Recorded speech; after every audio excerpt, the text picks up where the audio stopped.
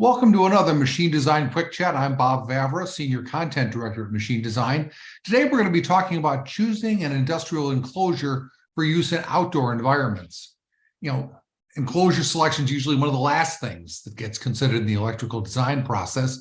But if there's not a proper selection of enclosures, it can mean the difference for these critical components between long life and early failure, especially true in harsh outdoor environments. So understanding the application and the environment in which the enclosure will be located is crucial. Understanding the materials, the ratings, and the options available will help you make the right decision based on the particular application. And to help explain that a little bit today, we're joined by Jeff Roy, the Enclosure Product Manager with Altech Corporation.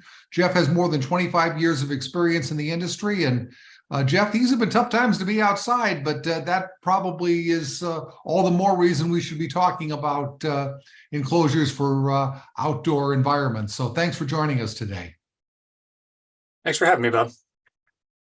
Those environmental elements have a great impact on how an enclosure will perform over the years of operation. So at the outset, what are some of the basic concerns that need to be considered when you're first looking at this? One of the first things you need to consider is what the specific conditions that the enclosure will be needing to withstand. These conditions can vary in the application, but some of the most common hazards encountered by outdoor electrical enclosures include dirt, dust, debris, precipitation against rain, sleet, and snow, and sometimes even ice formation on the exterior of the enclosures. Those are some of the more commonly considered issues. But there's also extreme temperature changes, which can be a problem for change in condensation, which can actually form inside of a sealed enclosure. And a lot of people don't really think about that, something that they overlook. Another application could be high pressure water from washdowns or submersion in water, or even corrosion from seawater spray. And constant ultraviolet radiation can be a major concern in outdoor applications, obviously. So choosing the right material is really dependent on which type of conditions you're going to see in your particular application. The default is to think of electrical enclosures as metal, and that's been the traditional choice over the years. But today there are several other materials available for specific applications that might be a better fit. Can you talk about some of these applications and some of the advantages and disadvantages of each one? Sure. Yeah, choosing the best material for the application at hand significantly impacts the function and performance of the enclosure long-term.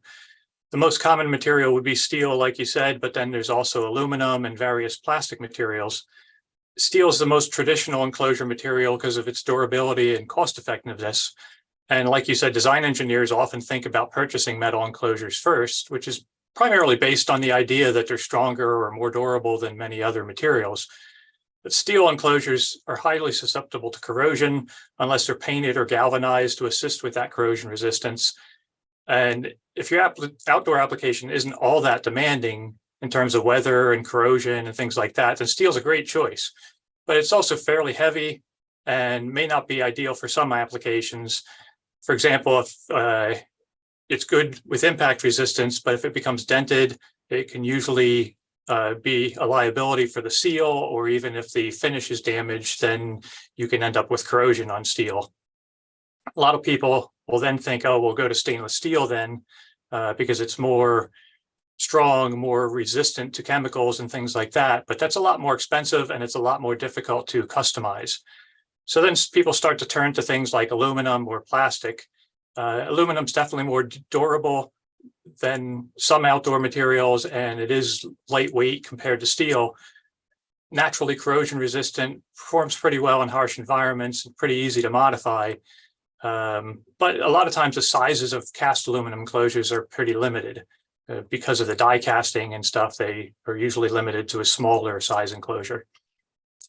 There's a few different plastics used in the market. Some of the ones that are common are like styrene plastics, like ABS or polystyrene. They're pretty cost effective. The problem with those is they're not really good for outdoor applications because they're not UV resistant. So you're going to have some yellowing and cracking over time.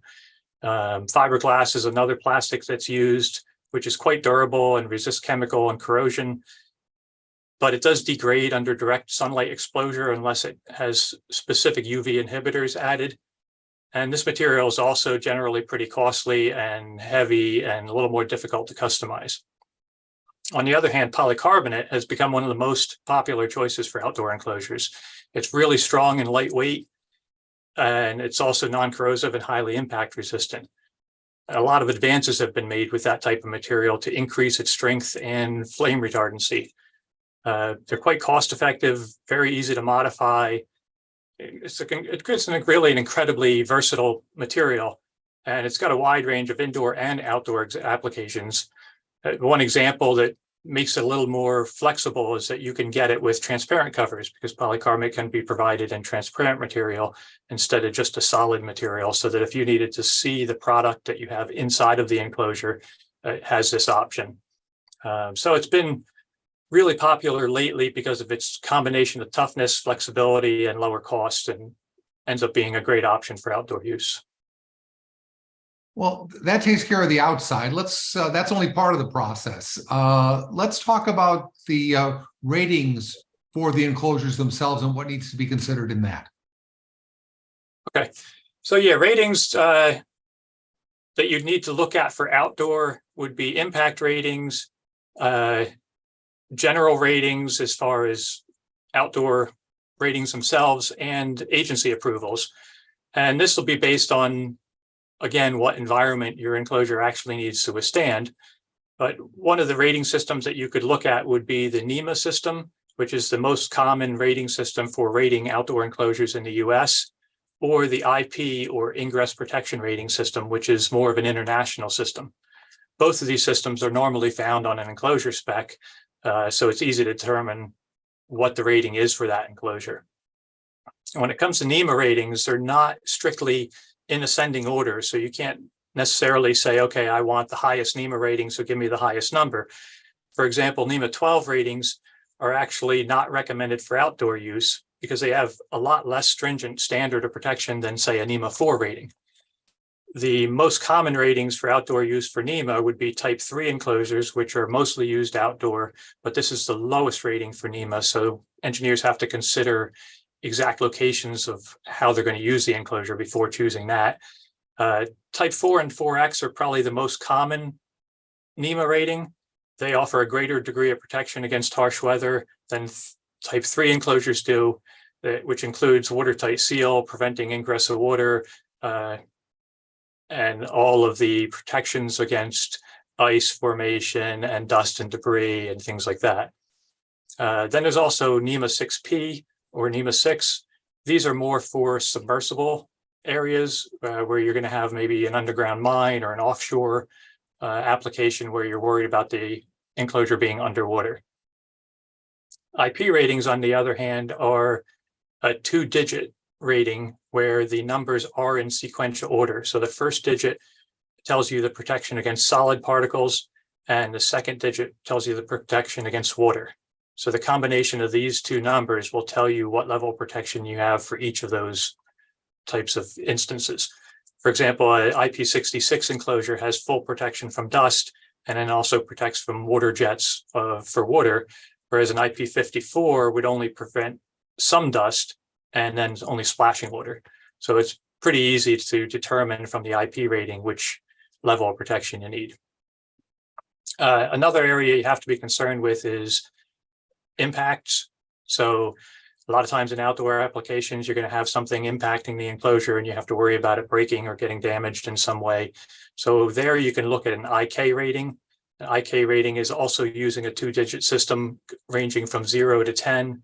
And it basically, the higher the number, the higher the impact resistance. So normally for enclosures, you're in the range of IK6 up to IK10. And that'll tell you the basic impact resistance. There's a lot of third-party testing that goes on with this too. Companies like UL will test it for the impact rating, but then they'll also do aging testing and they'll test it under freezing temperatures so that you can make sure the enclosure will really withstand things in the environment rather than just a favorable lab test where it's going to be at a nominal temperature. You really need to make sure it's tested in all of those conditions, extended UV tests and things like that.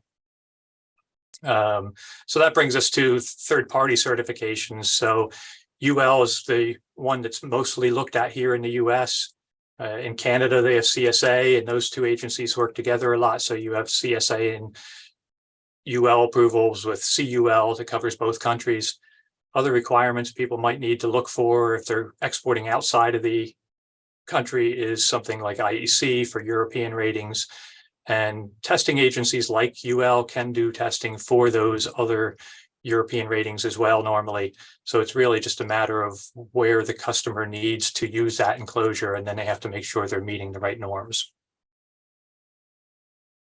So we've covered a lot of key points on this. We've covered it from inside to out.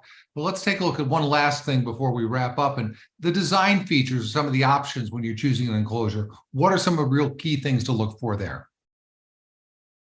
Yeah, the design of an enclosure has a significant effect on the usability and longevity of the enclosure in the application as well. A well-designed enclosure usually offers features to make things easier for the user, as well as improving its effectiveness in those tough outdoor environments. One example of such a design is the Geo series that we offer at Altech Corporation. These are robust enclosures that were designed specifically with outdoor use in mind and with convenience to the user in mind as well. So you can see that by some of the specific specs and features that the enclosure has. The enclosures are made of a high-grade, lightweight polycarbonate material, which is UV, weather, and impact resistant. They boast IP67 ratings, as well as NEMA Type 4X ratings, as well as an IK9 impact rating. So that means the enclosures are dust tight, can withstand temporary immersion, are indoor and outdoor rated, or rated for splashing water, wind-blown dust and rain, hose-directed water. They'll not be affected by formation of ice on the enclosure. They're non-corrosive. They'll withstand 10 joules of impact energy. And all of this has been tested down to like a minus 25 degrees C per the normal UL requirements. But a lot of that is based on where the design was focused. So one of the innovative features on it is the ratings are so high because it uses what we call a drain protect sealing system. This system has an overlapping cover to keep moisture away from the seal edge where the lid and base meet. That way the base area will be overlapped and you won't have the direct moisture coming directly on the seal, which can then cause problems over time. It also has drainage channels on the side of the enclosure so that diverts moisture back away from the enclosure seal to the back of the enclosure and kind of drains it away. This will help a lot to keep the elastomer seal working well over the years. One of the things to consider when using a sealed enclosure in outdoor environments is condensation, like I mentioned earlier. There could be condensation problems when using a sealed enclosure in environments with varying temperature and humidity. That's due to the fact that air can only hold a certain amount of water vapor at certain temperatures or pressures. The higher the temperature, the higher the air pressure, the greater the maximum possible water content. As daytime temperatures rise, the warming in the air can gradually absorb water vapor contained in the ambient air, and power dissipated by the devices that are inside of the enclosure can also raise this temperature. Then if the outside air temperature falls in the evening, the outer walls of the enclosure cool down. When the dew point is met, the water vapor contained in the air condenses and the air inside the enclosure and actually makes condensate. So you can end up with water collecting inside the box, which may cause damage, obviously, to the installed electrical components. And that's something that we've seen over the years where people are saying, oh, I have a sealed enclosure. How can I possibly have water inside? There must be something wrong with the seal. But then when you test that in this type of environment, you can see that this water condensate can be a really big problem in areas, especially if you're using it in a desert application or something where it's getting really hot in the day and then really cool at night. It can make a severe impact on it. So to prevent this in the Geo series, we have patented air ventilation elements, which can maintain the IP protection level of the enclosure. And basically you put a set of ventilation elements in the enclosure, one low and one high, and this allows for continuous air exchange so that the inside and outside air are able to mix, but still protecting it from the harsh outdoor environment. So this keeps any humidity or condensation from forming in the enclosure.